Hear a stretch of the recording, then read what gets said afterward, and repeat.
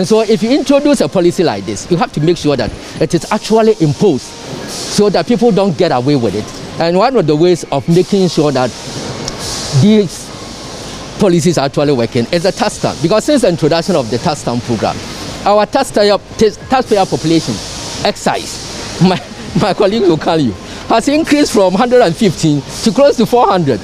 Now people know that if they don't put a stamp on the product and the goods get out there, you will go there and seize them and impose penalties on them. And in some instances, even prosecute them. So they come to our office themselves before they put the goods out there. And payment of excise duty alone and other related taxes has in some instances more than multiplied by 10 times.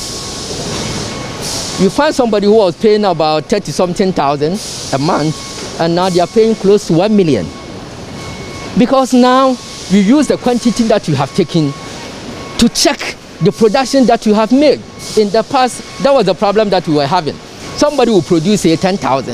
At the head of the month, he will come and tell you, I did only 2,000. And you have no way of telling how many the person did on the market. Because you cannot go around the country counting products that the person has made. And so this is a sure way of enabling audit of the work that people do and make sure that there is huge compliance, there is enough compliance on the work that they do.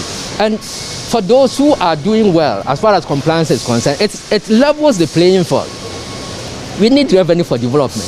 If somebody is paying the taxes by making the correct declarations to pay the right taxes, we need to help the person. Everybody must pay so that they can compete. Otherwise, if you are paying and I'm not paying, and we are all going on to the same market, you can sell your product at a lower rate because probably you are not paying. If I'm paying, I cannot compete with you. You throw me out of the market. So why don't we support those who are doing well by paying their right taxes? And so some of these policies are meant to level the playground for people who are complying, also to be encouraged to do more. For those who bring in huge quantities on regular basis, they should have their own affixing facility. And interestingly, those who were complaining, now when we said you go and affix stamps at your own warehouse, they don't want to go. Because this one currently is free. As the manufacturers, they buy their own equipment. Those who affix the stamps in their own warehouses, they hire their own people. They buy their own equipment to do that. You come here, you do it free. Now you are complaining. The Commissioner General say, go to their own warehouse and do the affixing. And you say, no, give us some. We don't want to go. So what else do you want?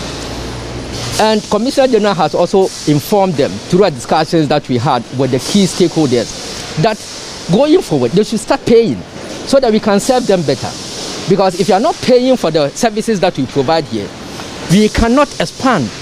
But if they were paying for every item that is brought here for affixing, then obviously we can have many more affixing facilities across even Tema to deal with any situation that we want. Anybody who desires to go there, we can admit that person and then we affix stamps to the product and we take it away. So these three measures: one, the additional facility that we are having here; two, the new stamps that have been introduced by Delaruba Press that has working on all the applicators here; and three, the dispensation, the expansion of the dispensation to cover a lot more importers. Because now we have done the work, we have taken information from here and we have ranked all the taxpayers that pass through this place. If your import for the year exceeds a certain level, you will not come here again.